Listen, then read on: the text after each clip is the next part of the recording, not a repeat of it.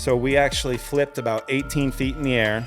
This I know God's real. 2 trees about 6 feet apart, caught the car perfectly diagonally.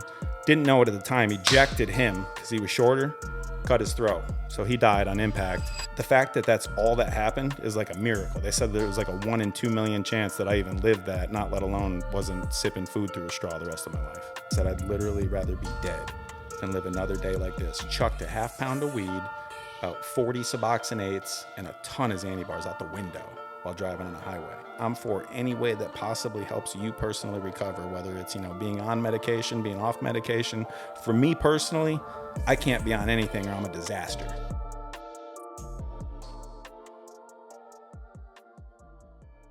Adam Larkin, my man, welcome to Florida and welcome to the Hero Project podcast. Adam, thanks for having me, brother. Great to meet you. Yeah, man. I'm so happy you're down. We're going to get into everything, man. We're going to have some fun, the highs, the lows, the uppers, the downers, the laughers, the screamers. What I really wanted, before we get into GITT Apparel and we get into all the phenomenal things that you're doing now, which we've been shooting the shit on the side here, I'd love to get like the real backstory, everything from New York to family, addiction, and just let if you don't mind me saying, what it was like, what happened, and what we're like now, and then get into what you're doing and how you're serving so many people. Absolutely, man. Well, like I said, thanks for having me. Great to be in Florida, especially now that it just started getting colder back in Kentucky where I live now. So grew up in New York, good middle-class family, Saratoga Springs, New York. They actually got the Saratoga racetrack, so it's like a really big tourist attraction for a lot of places in the country. And it's where they do one of the races for the Triple Crown. A bunch of people come up from like New York City, Canada, Europe, like all over. And it was actually, the more I travel, it was a really cool place to grow up. Like you don't realize sometimes how fortunate you are until you're in a lot of different areas. So it's like halfway between Long Island and Canada, like Montreal, about halfway in between, right next to the Vermont border. And grew up there, had every advantage known to man.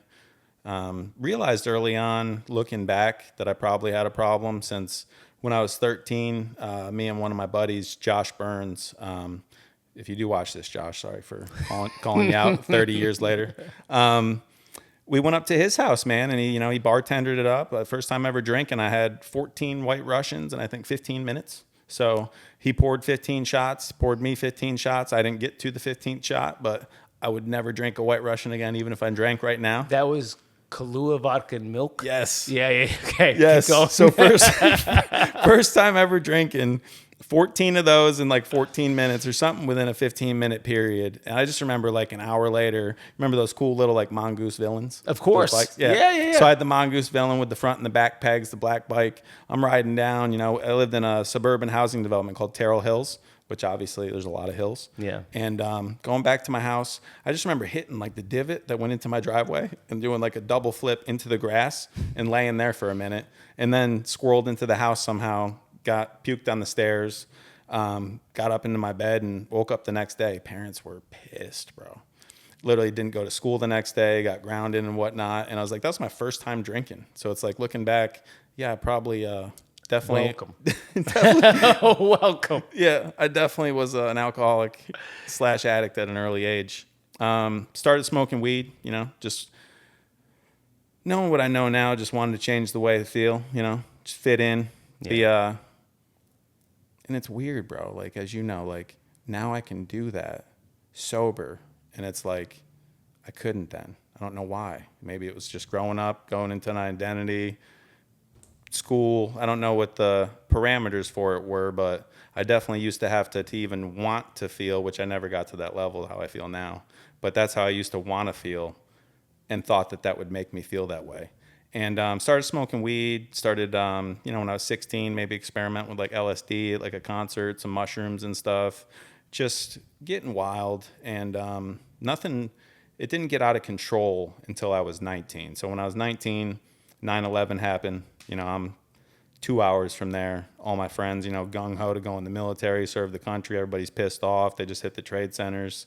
And we're at a party. I had a couple of my buddies leaving for the Air Force, the Marines, and the Army the next day. So we had a big party, and me and my best friend Justin, left the party at like 2 a.m. to drive back to my house. And I looked at him like I'm looking at you. I'm like, bro, you all right to drive? He's like, good to go. Like, looked me in the eyes, seemed totally fine. We leave. My friend Jeremy's like, yo, peel the tires, because he just got like a brand new 98 Grand Prix wide track. And so we peeled the tires. And I remember just looking at the speedometer, now we're going 50, 60, 70. And I'm seeing a stop sign coming up soon. And I know this road, it's got like a hump in the road. And then there's an apartment complex on the right and an apartment complex across the street. And of course, the thing's going to stop. Now we're going 80, 90. And you hear me like a little girl, like, stop, like as loud as I could. And we're literally about to hit these cars parked in front of the apartment complex. He cranks the wheel. Now I look down, we're going like $1.05 at least. And I just remember hearing like pop, pop, pop, pop. The tires. Woke up like, I don't know. It seemed like weeks later, but I guess it was only a day or two, in the hospital on an IV and a morphine drip, super pissed off, and didn't know what happened. And, I didn't realize the outcome yet. So we actually flipped about 18 feet in the air, 2 trees. This I know God's real. 2 trees about 6 feet apart, caught the car perfectly diagonally. Didn't know it at the time. Ejected him because he was shorter, cut his throat. So he died on impact. Me being almost 6'3", jammed me up. So now I got this foot's like up jammed in the steering wheel. The car's upside down. I'm hanging out the driver's side, like halfway, like in between that window. And my elbow's behind my head. I had a compound fracture with my bone sticking out. That's how I got like scar and reconstructive surgery and a skin graft and plates and screws in my arm. But the fact that that's all that happened is like a miracle. They said there was like a 1 in 2 million chance that I even lived that, not let alone wasn't sipping food through a straw the rest of my life. Wow. That's heavy. Yeah. That's serious. You said you woke up angry in the hospital?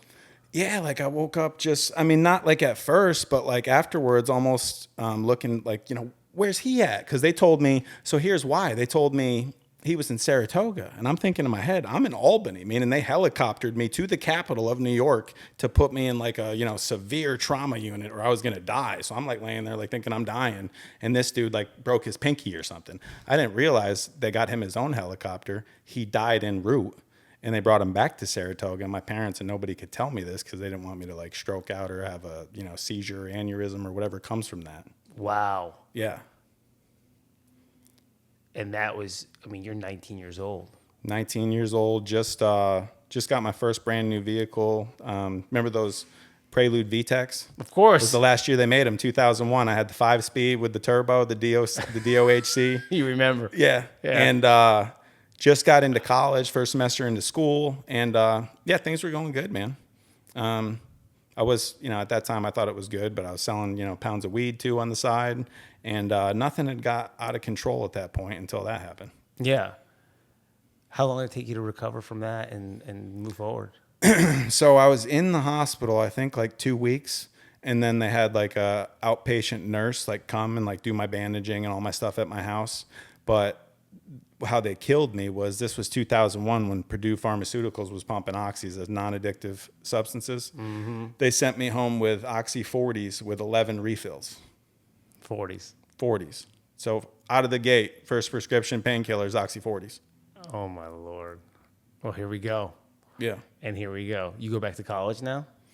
No, not at first. Like years later I did, but by then I'm in addiction and, I'll take some classes, get the money from the student loans for the classes, not do what I say I'm going to do or go back to the classes, probably put that into drugs or, whatever else I'm selling at that point. And I think I had like 19 credits before I actually got sober when I was 37 years old. It took me 18 years to snap out of that one.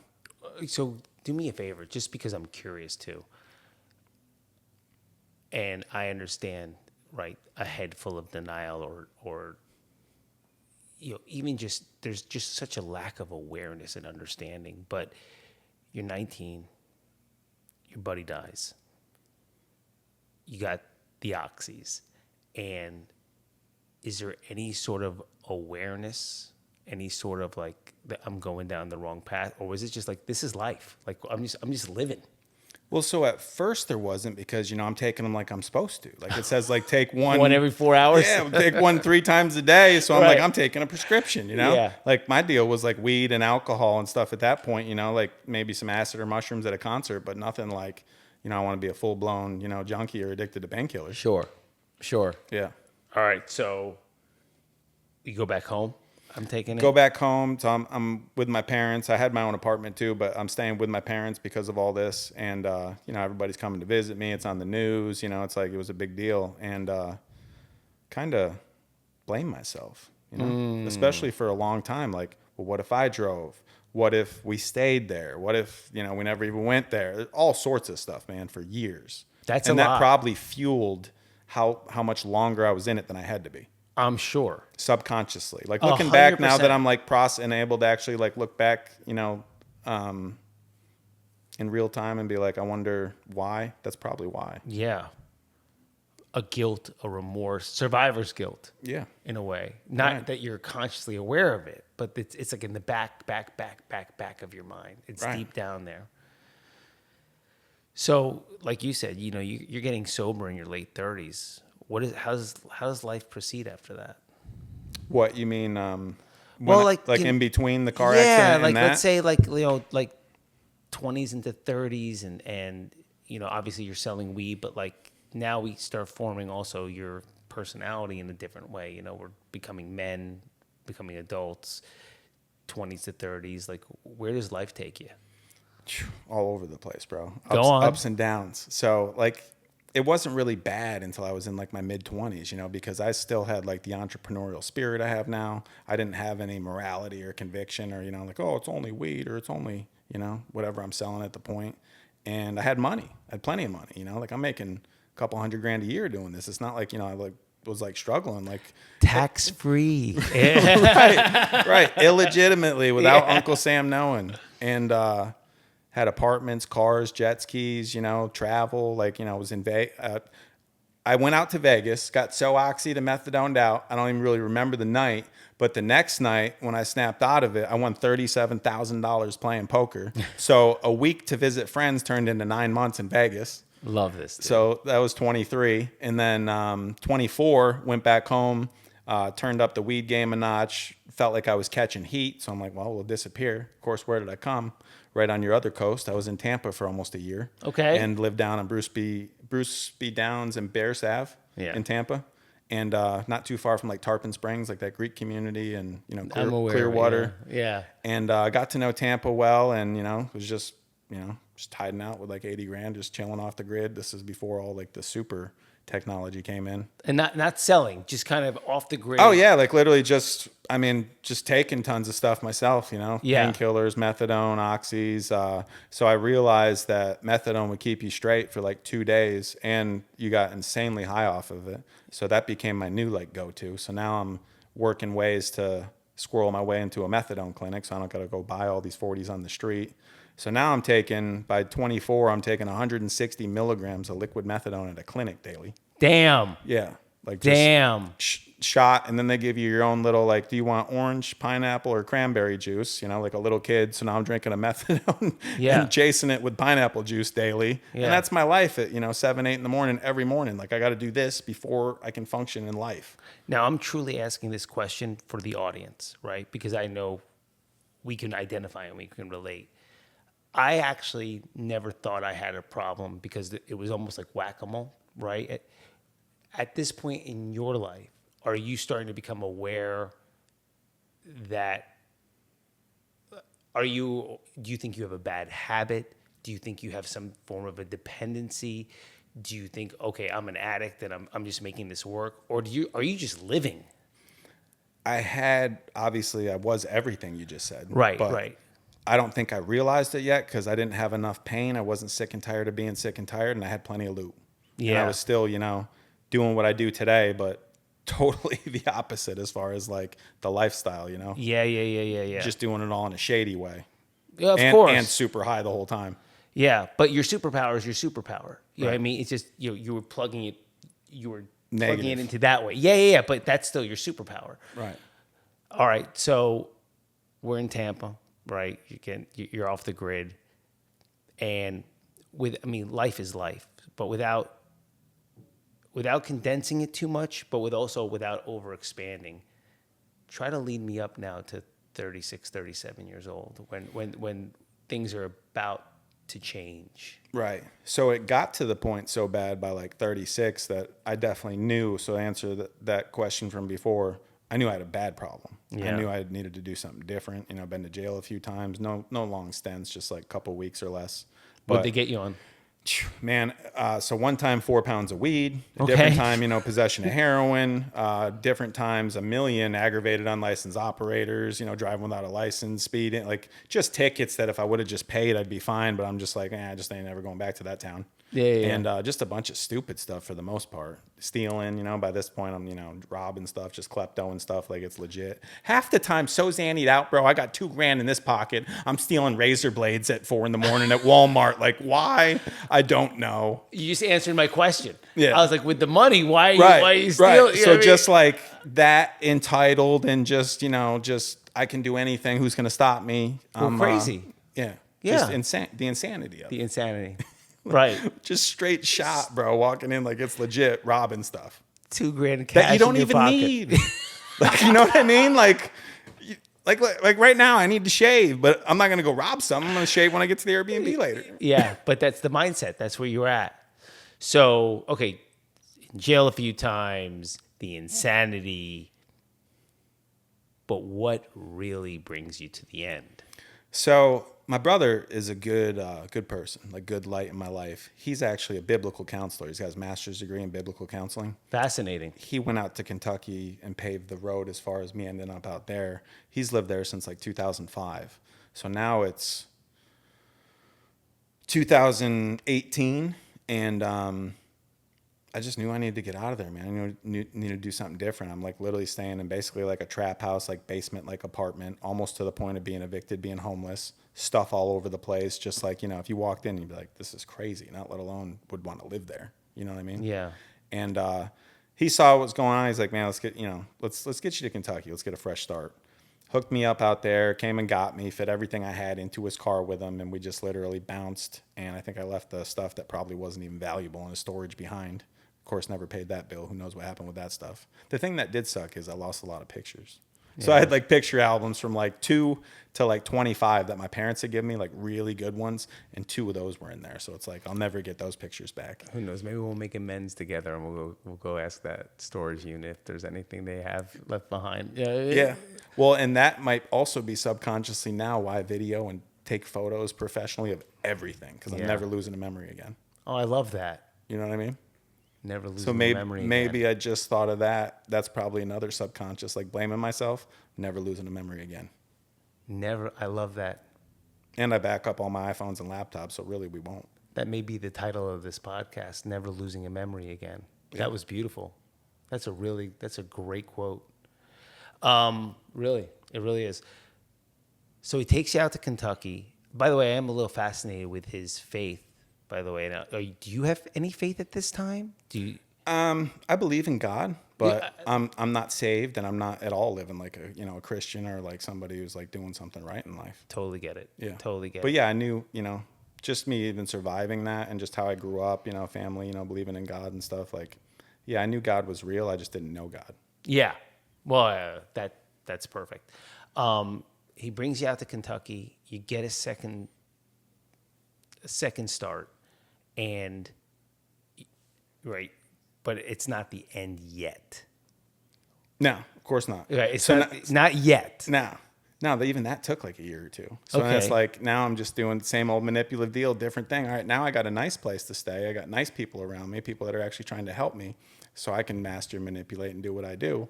Get my Xanax, so with this whole time, now that I got addicted to all this stuff, by the end game of getting off the methadone, which was horrible, like literally probably worst withdrawal of anything I've ever came off of in my life was methadone. That you literally wish you were dead. Okay. And months to get out of your bones. But of course, I didn't wait months. I got on the new miracle drug in 2004 called Suboxone.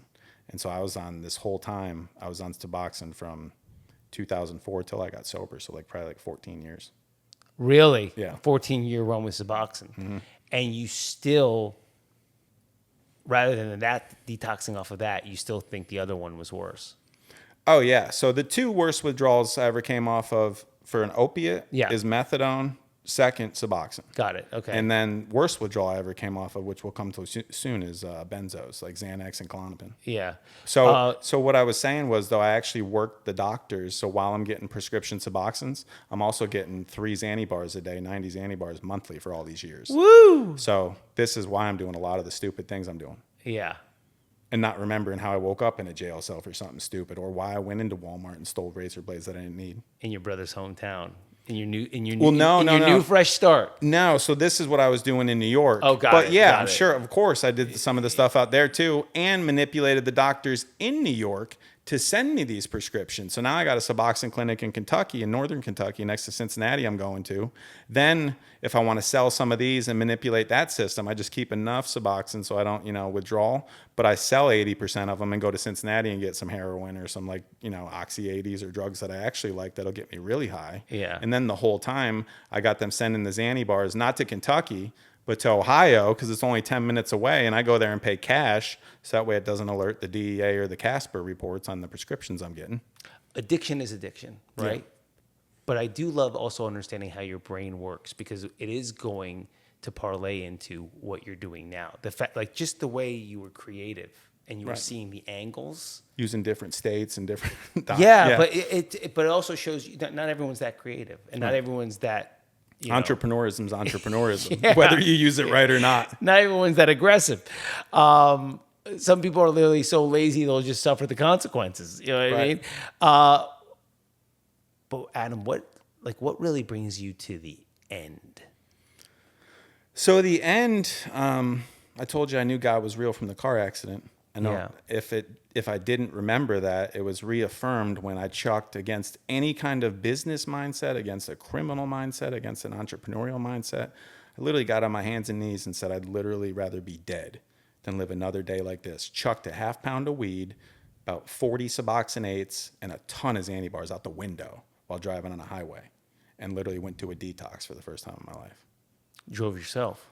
No, I had a friend drive me, but I chucked this stuff as him screaming, like, what are you doing? You're going to get us arrested? Like, chucking stuff out the window that he didn't even know I had. He's just a sober friend that, was giving me a ride because I asked him to get some help.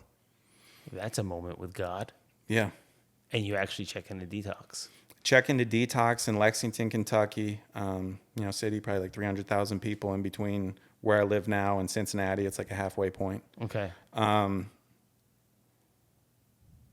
Still, even in the detox, didn't really want to get off everything, right? So I'm like, I don't know if I want to get off the benzos and the opiates. I'll just get off the benzos because they're making me insane, obviously, at this point. And I'll keep on the Suboxone. That way, I'm not like dope sick. Yeah. So that was my intention. Luckily, God had other plans. So I'm in this detox. I'm coming off the benzos, and it's like a couple days, and I'm like, and of course, I ate a ton of them on the way there. So of course. I was probably so sedated for a couple days that's why I was all right. But once I really started like having like the benzo withdrawal, like a few days in, I started scaring people, bro. Like I started hallucinating, and for the audience that doesn't know, alcohol and benzos are the only two withdrawals that you can actually die from. Yeah. So the benzo one was scary.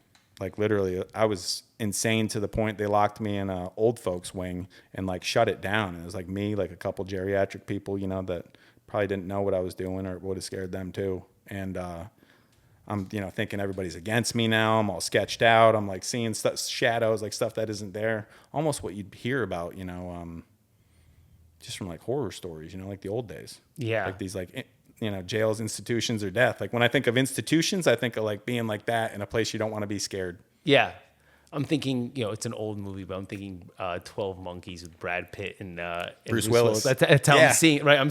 I'm in a movie with you right now. Exactly. Do you remember any of the can you recall any of the psychosis? Can you recall any of the things you saw or experienced, or that's almost like a distant memory? It's a distant memory, but talking about it, it definitely brings back that, like, I never, ever would wish that upon anybody or go back to that state of mind. The enemy. Yeah. The enemy. Oh, definitely the enemy, and definitely just, just straight, almost like feeling like no hope, like depressed, anxiety, hopelessness, restlessness, discontent and sleep deprivation. Up for days and hallucinating, adding to it. In a wing with old people locked down. Yeah, like literally not. So I'm like going to like these classes. I'm in the detox. I'm a normal person. I'm outgoing. Like I'm kind of like running this detox show. Then it got to the point where it's so bad I'm not that dude anymore. I'm like hallucinating. I'm all scary. I'm scaring them. Yeah. The people that used to like me and were trying to help me. Now everybody's scared of me, and I'm like by myself, like isolated in like a different part of the hospital. Okay, bring me out of that. How's that? So one day I just remember. At this point, I would have signed anything. Like I'm a super as far as like signing stuff. Like I don't sign anything without reading every word of it, understanding every word of it, like a contract. Like my dad taught me that as a kid. You know, he was an attorney for the union. I'm like, I'm reading everything before I sign it. Like don't ever sign anything, and possibly even get consultation on signing something. Good dad. And not at that point, bro. Like I just saw the words London. I'm like, London, man. I'll get out of this wing. We'll go across the seas. You know, we'll check out the Thames, Big Ben, Parliament, like the whole Chevy Chase riding around the circle deal. Like this will be great. Look, kids. Right. Look, kids. Big Ben, Parliament. Yeah. Yeah. And I'm pumped. And no, man, I ended up in the middle of nowhere in London, Kentucky. To these dudes wearing like blue shirts that said Stepworks on them coming out. And I'm like, oh, Lord. Like I thought. I'm like, I never believed in karma, but I'm like, it's coming back. Like, karma's real. They're going to hit me in the neck with the Thorazine shot, throw me in one of these rooms, and this is my fate. And I'm in the middle of nowhere in Kentucky. Wow. Talk about scared. Like, that just brought everything else to, and I'm still like, you know, coming Still off all the benzos and stuff. Right, like, yeah. So I'm not even like sane yet. And thank God they put me on like a Klonopin taper. They're like, yo, this dude's so messed up. We need to put him back on benzos to get him off benzos. Because I was on an 18-year run. Like, you know, I was... how we are, you know, Adam, and entrepreneurism, that's how I was in making sure I always had something. Yeah. Like literally, except for being in jail, I didn't go without. Like literally stockpiled stuff. Yeah. And then even when I sold it all or, you know, did something shady, somehow I'd find a way to get it back. What a blessing, by the way, that they recognized and realized the state you were really in and said, okay, to get him well, we're going to have to put it back in him. Right. And then taper it off. When does Adam start coming back to life? Probably about 2 weeks in. Okay. It was like a week taper or something. It was like, you know, 3, 2, 1, half, or whatever for like a week. And then a few days after that, and a way slower, not like, hey, let's eat 70 Xanny bars, and we've been eating Xanny bars in unlimited amounts for 18 years, go to detox ourselves. At least this was like the right way. Yeah. And on Klonopin, not Xanax. So it's like more of a long-term than a fast-acting. And so I start for the first time in my life getting introduced to like, you know, AA, some meetings, 12-step programs, met a couple of the therapists in there, had lived experience. Like my therapist actually also was an opiate and a benzo addict, also had gotten in a bad motorcycle accident, had his arm all jammed up for the rest of his life, actually like really messed up. And so God knew exactly what I needed at that point, and also had, you know, probably at that point like a decade sober. So not let alone did I see somebody, you know, with something that I wanted, but I realized, started hitting some of these meetings, and I'm like, you know what? Maybe I don't have to stay on this Suboxone. Maybe it's actually possible to walk out of this place truly sober for the first time since I've been a teenager. And they were cool in an accountable kind of way, you know, like this was before like all the everybody's feelings getting hurt. You know, they're like, you know, come on, you pussy. Like, what are you taking the Suboxone for? Like, you don't have to be on something. You can be free. And I'm like, that's what I needed, you know, like everybody's recovery is different. I'm not saying anything against any way anybody recovers. I'm for any way that possibly helps you personally recover, whether it's, you know, being on medication, being off medication. For me personally, I can't be on anything or I'm a disaster. So that's exactly what I needed, man. And by the time I left there, still all shaky and whatnot, I had 10 days sober for the first time in 20 years almost. That's amazing. Took their advice, went to a sober living. So went through a 30-day treatment. Then I went to sober living in Corbin, about 20 minutes south in Kentucky, and hit the 90 meetings in the 90 days. On foot, of course, no license, no car, no money, everything burned to the ground. Literally just the cool thing about rock bottom, Adam, for me, rock bottom had a trap door and I had to fall through the basement too. But once I found that rock bottom and got out, there's nowhere to go but up. Let me ask you about something real fast, especially for people watching. So you're fully clean and you're in a halfway house and you're walking to meetings and you're doing the deal. that old ego ever come back? Like, we should be making money, we should be doing this, or were you just so yeah. were you locked in? Were Yeah, you just I mean, it came back, and that was like a daily deal. So just because I get sober doesn't mean I'm all of a sudden like a legit person with integrity, right? So I Yeah. still got all these mindsets for the last 2 decades, So I'm still like manipulating people sober.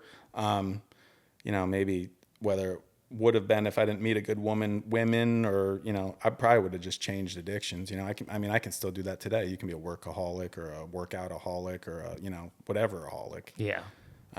Hopeaholic. Yeah, exactly. You know what I mean? Exactly. Anything. Yeah. The name of my original book was Lotsaholic because I just did everything a lot. Exactly. I mean, I said my disease was like it's our disease, but it was like the Terminator in T2 that it just morphs into any. Yes. Yeah, it just morphs in. Okay, now women, now this, now that. Right. Okay, so you're dealing with yourself, but you're sober and you're in the deal now. You're in the deal. Right. Keep going.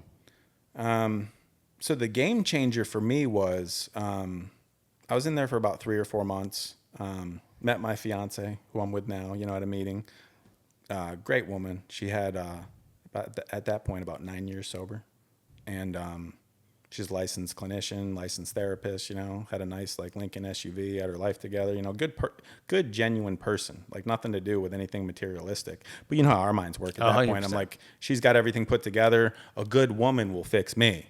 And luckily, that was like, pause. God's got other plans for you. No one's gonna fix you. You're a disaster.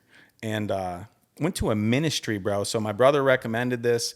Didn't want to go. Once again, God doing for me what I couldn't do for myself. If I knew you couldn't smoke, you couldn't vape, you couldn't have a phone, you couldn't have a computer, and it was like off the grid, like old school, like at a ministry for drug addicts and alcoholics, I would have never went there. But by the time I actually got there, I burned all these bridges to the ground. I'm just finding out who I am, kind of a little bit as a sober adult. And finally, I don't want to inconvenience anybody anymore. I don't want to be a burden to other people. I'm a 37-year-old adult. It's like, screw drugs and alcohol. Wake up and be an adult. Like, stop, own your life. You can change it. And so things started, coming in my head. And I get to this place. That's reality. And it was pretty cool because guy's a master carpenter too, who runs the ministry, Dave Norris. And it's in Indiana. It's called Interesting correlation there, a master carpenter. Right. And I wouldn't even put this stuff together until at a ministry, exactly. And it's like, guy's 6'8", he was like almost a professional basketball player, college basketball player. He was like a heroin and a meth addict and a big time drug dealer for like 15, 20 years. And then he got sober. He's had, I think, 20 years sober this year. And great mentor in my life, great person, but taught me like structure and accountability and, get up at 6 a.m. This is what we're doing. We're going to go out in the community for 4 hours, serve. So we'd go out, do like rebuild houses. So I learned how to do everything from concrete to framing to all the way to roofing a house with this guy. And obvious at like an apprentice level. Like I'm by no means a master at anything. I get it though. But I'm you're learning giving stuff back. that I'd never ever been a part of. And while I'm doing this, and you're doing manual labor. I'm getting in better shape. Yeah. So, bro, I'll show you like a before and after. After, you'd never believe it. So I was in great shape. I was a boxer. I was a snowboarder when I got in that car accident, basketball player. By the time I was 25, I weighed 284. Interesting. Right now, I weigh 210, Yeah. maybe 208. And could still, lose 10 pounds. Yeah. And it's like, I got that out of shape. That methadone, though, I'm telling you, will put on weight. And not let alone nowhere near a gym. Lucky I didn't get diabetes probably from what I was eating. 284. I can't imagine you. 284. So like 75 pounds heavier. Oh my God. Yeah. And so I'm starting to lose weight, starting to get in shape, mind's starting to get right, starting to obviously. So the crazy part was too, there was like 5 to 6 hours of like different like Bible studies and like time there too, to like get in the word, get to know the Lord. We're out in like the cornfields of Bedford, Indiana, I'm like off the grid. And I start learning who I am as a person, like as a sober adult, breathing in fresh air, working out, just being outside, meditating, grounding, prayer, like things that didn't exist in my life, Now it's like I'm hitting the ground running when I wake up, grateful. Even though I don't have anything, I also don't have any burdens anymore. And I'm not a burden to anybody else anymore. So. Do you start feeling that relationship develop? Yeah. It's personal. It's slowly developing. And then by the time I left there, I was there for like 9.5 months. and got saved, got baptized, after I was there about 6-7 months. So by the time I left, I had like a year and a half sober. Now I got a skill as far as I can go do construction and earn some money. So when I got out of there, I got plugged in doing construction. Now I'm working like 60, 70 hours a week for $25 an hour and just saving everything, because I know like how I am as an entrepreneur. I get a good sum of money. I can do something with it. I just didn't know what I was going to do. Got back into school full time to pick up the 19 credits I had from being 19. So basically I started over in school. Studying what? Business. Okay. And so I just got my associate's degree was in integrative studies, which is like multiple different majors. But my bachelor's degree that I just got in May was organizational leadership with a minor in marketing. Congratulations, brother. Thanks. Just in May. Yeah. That's yeah, amazing. May of this year. That's amazing. So I got back into school, but I basically just banged out a 4-year degree in 3 years, just full throttle with everything else I'm doing. I just at night just honed in for a few hours every night. Close to the Lord. Now in a fellowship, making meetings, construction, like you're rebuilding from grounds. You're rebuilding the Adam I get to know now. Right. So like the Adam you know now didn't even exist before 2019. Amazing. Yeah. So I literally started over like from scratch. Amazing. When does your fiance come back into the picture? So I'm in Northern Kentucky. I'm back out close to my brother, right? Yeah. So from the ministry in Indiana, and which is about a couple hours from where I went to treatment in London, Kentucky. And I went back down to visit, to see some of the guy friends and whatnot I met through AA and through the meetings and through the sober living, and just say what's up, see who was still sober, and just go visit them. And ran into her again. Now I'm like almost 2 years sober, a lot better shape, a lot better spiritually, and actually have a relationship with God. And, just started talking, slowly. And by the time I had about 2 years sober, I was dating her. That's amazing. Yeah. So we actually did it right. No one was 13th step. Yeah. Well, it sounds like she wouldn't have. No, she wouldn't have. I would have, I'm Yeah. sure. Oh, yeah. But, I'm not talking about you. Yeah. I'm talking about Yeah. I know where your head was at. Right. All right. So anyone that knows you knows GITT. So when does this come to life? When does Perfect timing. It was like my next sentence. Okay. Yeah. Perfect. So in school, back doing the construction deal, got a good chunk of change saved. What can I do with it? Obviously, I'm not going to buy, pounds of weed anymore. We don't do stuff like that. Now we're a legit human being. So start a clothing company, man. What's a good slogan? I have no clue. Me and my sister thinking, and my sister originally, she went in halves with me. So it was me and my sister. So the AJ's clothing company that you see on most of the backs of my stuff, Adam and Jeanette. Oh, cool. Yeah. And then ironically now, eventually I'm sure Adam and Jen, my fiance. Right. You bought your sister out? Yeah. Well, she had so much other stuff going on. It was just like, we just, yeah. I mean, she's just happy you're alive. Right. Just She's thrilled. just like, yeah. Right. Thrilled to be a part of, Take it, run with it, stay alive. And so to her and my brother, not let alone siblings, but like best friends, man. Like literally both of them helped me more than anybody, still do. Like talk to them all the time. They're older than me. I'm the youngest by far.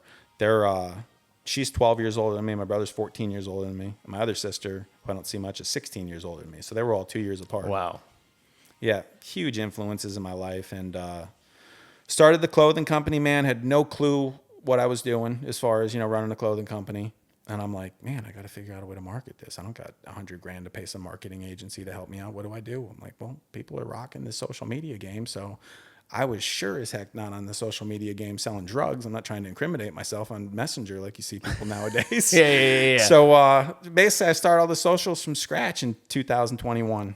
And start making videos, start just plugging stuff, wearing gear, get a bunch of different models in the gear.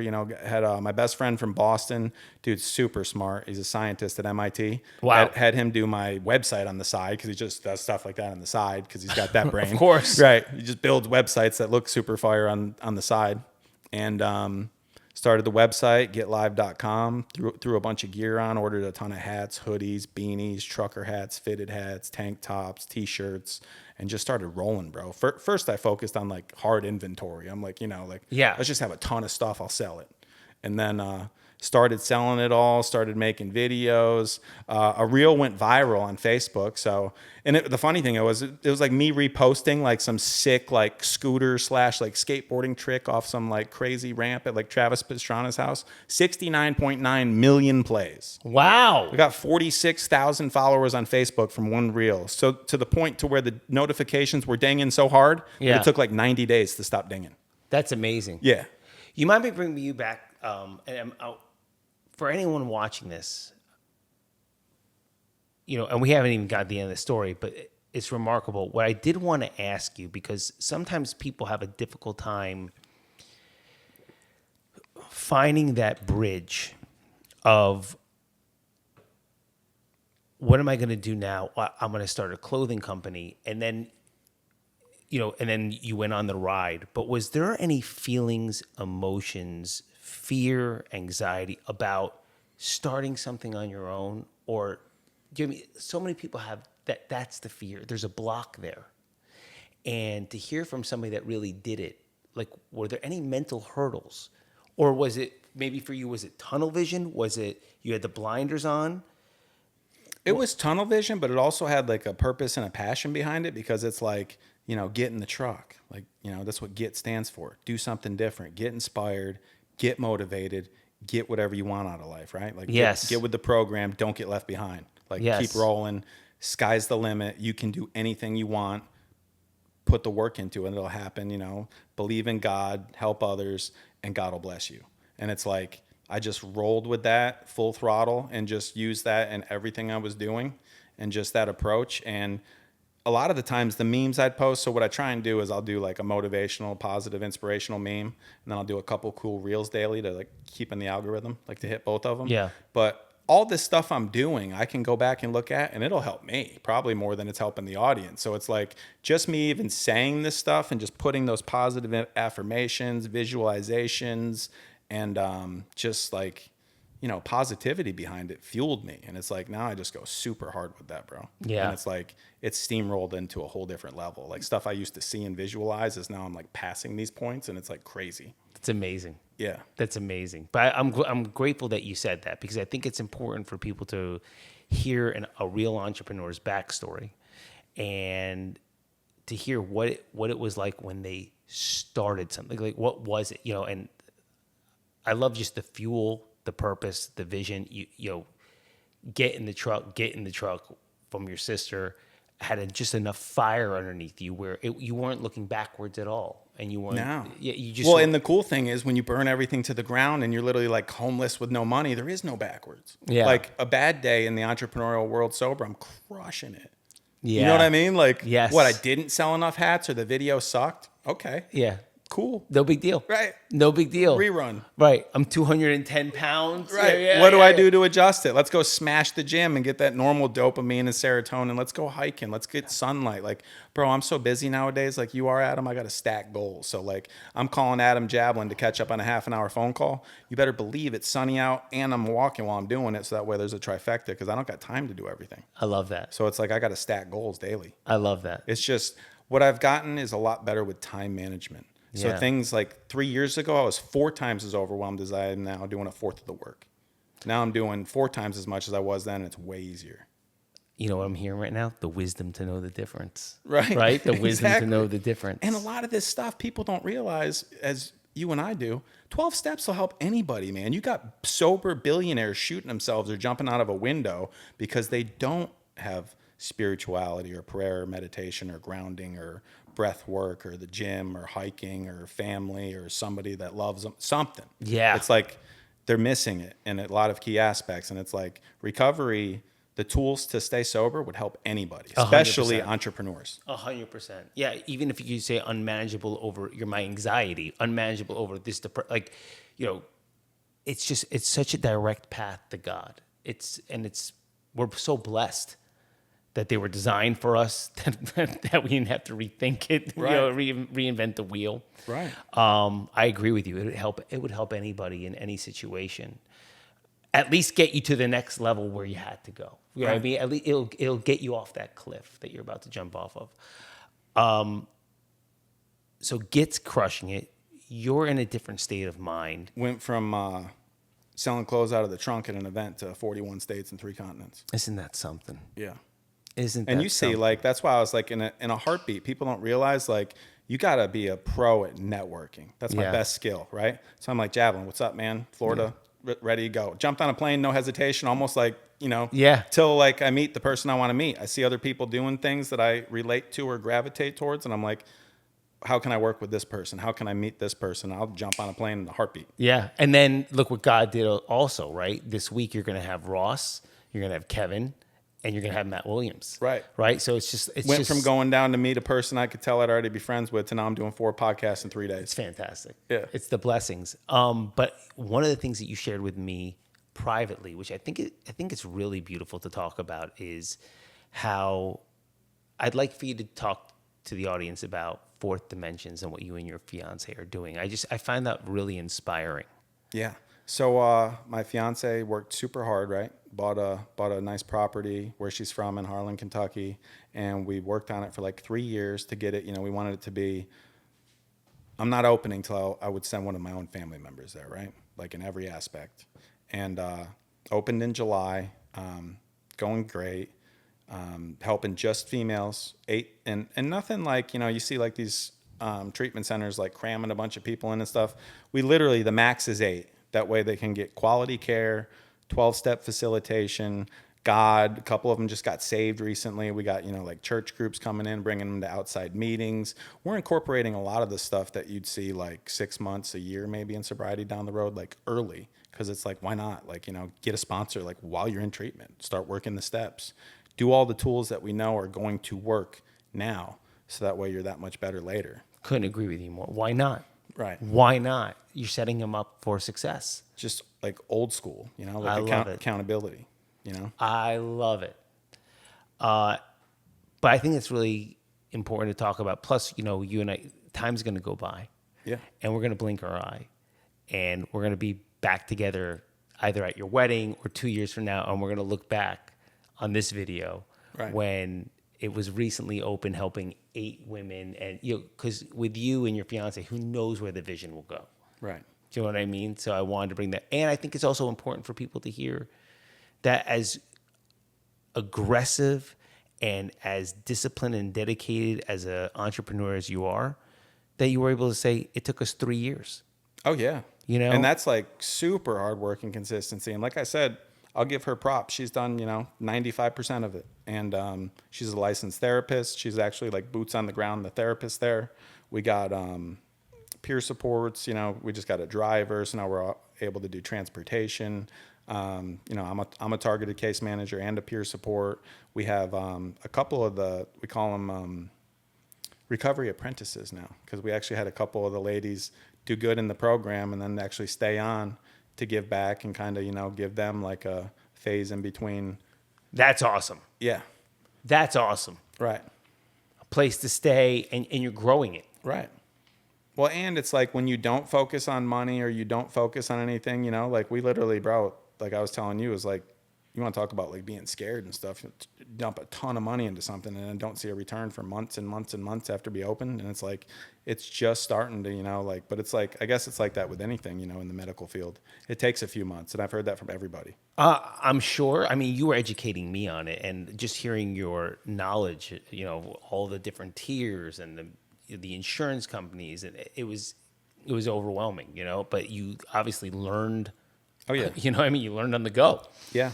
Well, and like I said, giving her credit as well, doing everything. So instead of outsourcing all these different things, the credentialing, the billing, the getting like the alcohol and drug entity license, getting the behavioral health license. So this way you can do like co-occurring disorders and actually help them like across the board, and just getting all these licensures, CARF accreditation, which is like, it's an actual international accreditation for like, this is a legit facility to send somebody to. Yeah. And it's like just getting all these things in place, and it's a ton of work, man, but it's amazing. Now we literally know how to do all this stuff ourselves. It's amazing. I got 3 more things I want to talk about, but so I'm going to go in order. So also, I know that you're starting your podcast. Yes. Right? Get up. Yeah. Get up, baby. Yeah. The Get Up Podcast. So we got the podcast coming up, which I think is going to crush. Excuse me. I don't even like the language I used, which I know is going to crush. Right. You're also writing your memoir. Yes. So I'm about 25 pages in to my memoir, autobiography. Once again, open-minded. I don't know which one we'll call it, but Amazing. What is the actual difference Amazing. between a memoir and an autobiography? You're asking the It's wrong- almost like I'm a kid from Jersey. What do It's you want almost from like me? a synonym, right? I know. I'm from New York. I like don't Superman. know. What do you? Right. What do I look like? Yeah. I don't know. Well, what you do look like is a published author. I appreciate that. Yeah. But there's a reason I'm building all of this up. And I may even leave something out, but GITT Apparel, Fourth Dimensions Recovery, in school, just also got your master's. Just got my bachelor's, Just get your got bachelor's, accepted sorry. into the master's. I'll start January. Perfect. I wanted to give myself a few months to start the podcast and write the book. Love it. Okay, but still, already in motion.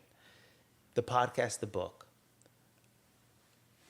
this sober life, right? Could you give the audience what a day is like in Adam Larkin? I mean, like, think about all of that at one time. Can you give them a day? What's a day in the life like? So two things I left out was, so I'm also chief marketing officer for New Hope Counseling and Recovery. Okay, we'll just and, keep adding and to I'm the list. and I'm also a social media consultant for a bunch of different companies. I love this. So like turning, basically replicating what I did with all my socials and all my followings for other companies running their pages. Amazing. So obviously the cool thing about that is I can do it remotely unless I need to go there and film like we are here for them. And then I just go and film what we got to film or use footage they got and they just send it to me. Then from 9 to 5, I'll do New Hope, Monday through Friday. Okay. GITT all the time, 24/7. I got it set up with USPS so I can ship 37 packages a day off my front steps without even leaving. Amazing. Yeah, I need to outsource that eventually, man, the shipping. It's like, Eventually. yeah, eventually. But Yeah. I mean, 37 a day is good for right now. Yeah. First off, wake up, prayer, meditation, gratitude. I even went back to old school, actually like hitting my knees, which I didn't do for a long time, but I'm feeling more and more recently like, who am I? God's everything. The only reason I'm doing anything is because of God. So I'm trying to get my life back, and Adam will tell you can have, 19 years sober and still realize like you can learn something every day, always remain teachable, but I'm nothing without God, man. Like I wouldn't even be here. Amen. And I'm really grateful that you mentioned the knees because when I tend to notice that I don't want to use the word rushing through my prayers, but I'm not as intentional.